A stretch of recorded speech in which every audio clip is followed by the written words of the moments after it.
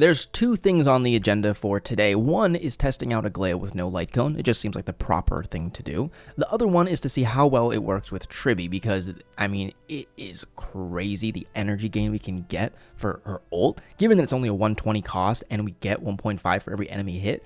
And since Aglaea is a double joint attack with the Garnet Maker, and it has the Garnet Maker, and then Sunday's going to advance Aglaea and the Garnet Maker, and then Bronny's going to advance Sunday, which is going to advance the Garnet Maker and Garnet Maker? Well, whatever. That's ridiculous. So all those attacks is pretty much going to mean that we're going to get 2 triggers of Dance, Dance, Dance in one wave with Tribbie. That is crazy. Pair that with one pair of, one trigger of Dance, Dance, Dance off Bronya. That means the threshold to go to 3 turns per wave is now 152.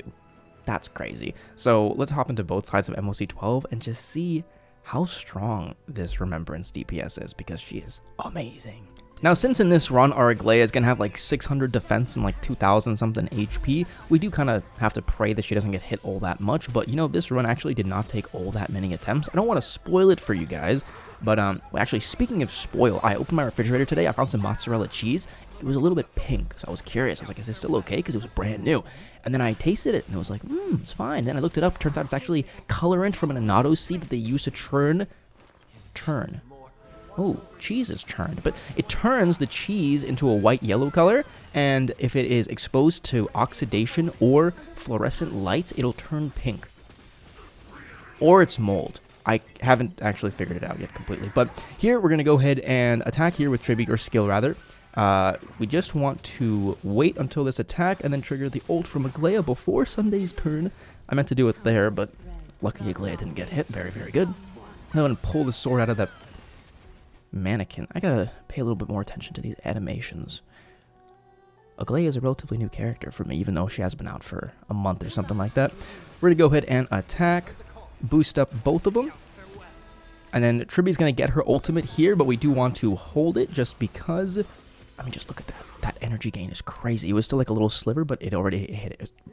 Anyways, we do want to wait until this next set of actions are finished and then trigger both of our Dance, Dance, Dances, ideally doing Tribbie's before. That way, when we trigger the follow-up from her talent using other characters' ults, obviously we get more energy to Tribbie. The energy fiddling, I don't know, how we manage the energy with Tribbie is quite important for this, although it's not that difficult because we can literally skill her basic anytime we want, and it almost seems like it works out regardless. Especially just with the insane amount of attack triggers we can get if there's 3 targets because of course, the blast attack from Aglaea. It's ridiculous. Anyway, here we do just want to make sure that we do not kill these guys until the very last action, so let's just go ahead and stall a little bit.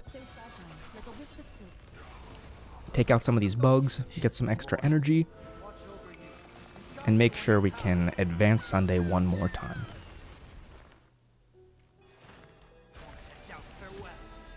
Here we go.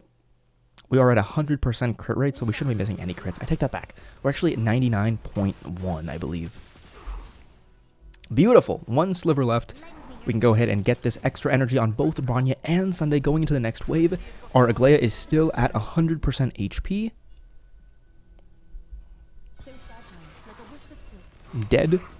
And there is the ult on Tribbie once again. So, this is the 3rd Tribbie ult so far of the battle. And the Eagle is going to go ahead and push her forward as well.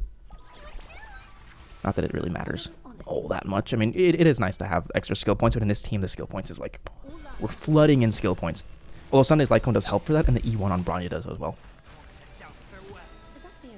Actually, speaking of the E1, both the Tribbie, the true damage, absolutely insane. Even with 3 targets, 5 targets, obviously better, but 3 is also crazy. And then the E1 on Sunday, if you get like 40% Death Shred for the summon, is absolutely crazy. That's like a ridiculous amount of stats for like a niche support, niche DPS kind of sister relationship they got going on. I guess Sunday is male, but it doesn't matter. He's trans. Or no, he's not. Whatever. Anyways, we're going to go ahead and follow this ult. Follow up ult. Trigger the follow up. It's late. It's like 12 o'clock. It's whatever. Sometimes math doesn't math. Math, English. Sometimes we live in a different world, you know? There we go. Another ult on Tribbie. Absolutely crazy. And I think we only need one more trigger of Dance, Dance, Dance to make sure our characters are in line for the final action. A bang, bang, 131.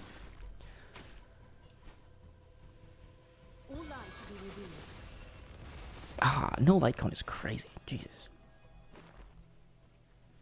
I think the last no Lightcone run we did was with Boot Hill, and that one was very good, but the thing is that, like, the base stats don't affect break damage, but, like, this does. So it's, like, it's a pretty big drop-off in the actual damage numbers we can do. She's doing about half of what she's capable of. Bronya, please don't die. Bronya, please. Bronya, please. Very good. Okay, one more time. Advanced Sunday. We got the Dance, Dance, Dance on Bronya. We're going to be able to get everybody into the wave right after this. We've got energy going into Aglaea. Probably going to get one more ult by the time this is over. Just don't die. Just don't get killed. How can we not get killed?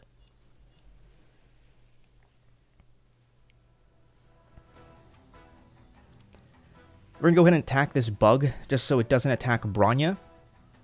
Normally we would just attack the main guys over and over again, but I think in this circumstance we actually are a little bit flooding in damage, which is surprising for the no Lightcone run.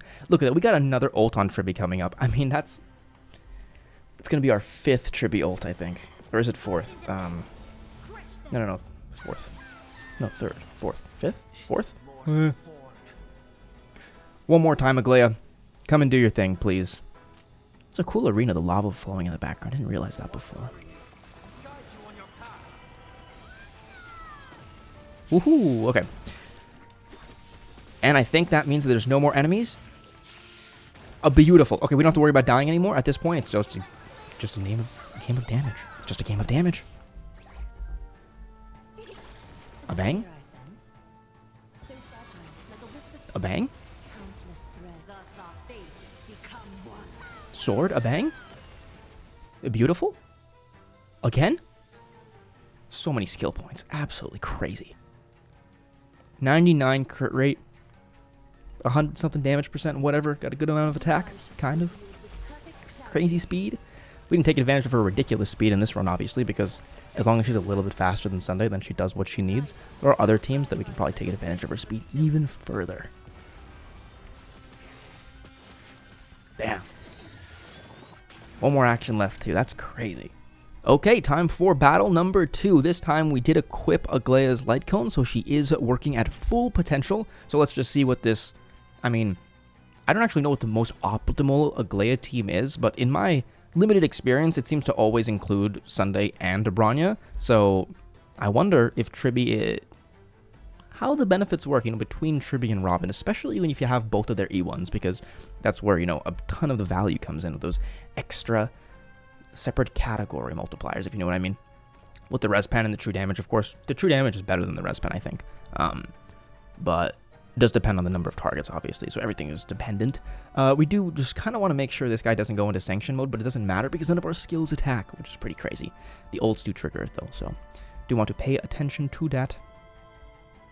Now, we'll go ahead and skill with Tribbie just to get our ult a little bit faster. Sanctions, it's still at 66, so now that it's broken, we don't have to worry about it. Go ahead and ult, get our sword out of our tits, and attack. Actually, I'm thinking that the Garnet Maker is probably a non-binary object. This is the second time we've gotten into this topic in one video. What's going on? Okay, we're going to go ahead and attack once more. Absolutely ridiculous damage. Crazy. I remember seeing something about, Aglaea's damage, it's low, but there's so many attacks. I'm like, okay, that's right, but you put a couple of supports in the proper team, and holy hell. It's not even the proper set, too. She's on Valorous, so we're missing a good amount of crit damage, and 6% speed, but I guess that doesn't really change much. We should have popped the Tribbie ult before the Bronya ult. That was a mistake, but I'm getting used to it still. Here we go ahead and attack. Already at 4 out of 7. I wonder how much damage we can deal before we even get our souls sapped. That's crazy. 500. Time for the beatified. Is it beastified or beatified? Beatified. Okay. Sunday's going to beat Aglaea, and Aglaea's going to beat the Giver. Master of Legions. Oh, Legion.